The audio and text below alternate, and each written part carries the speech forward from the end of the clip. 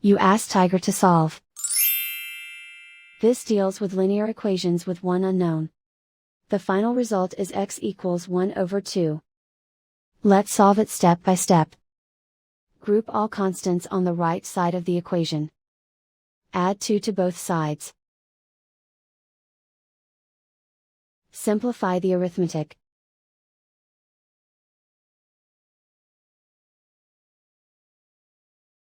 Isolate the x. Divide both sides by 4. Simplify the fraction. Find the greatest common factor of the numerator and denominator.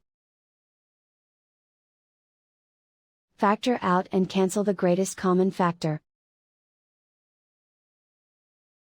And so the final result is x equals 1 over 2.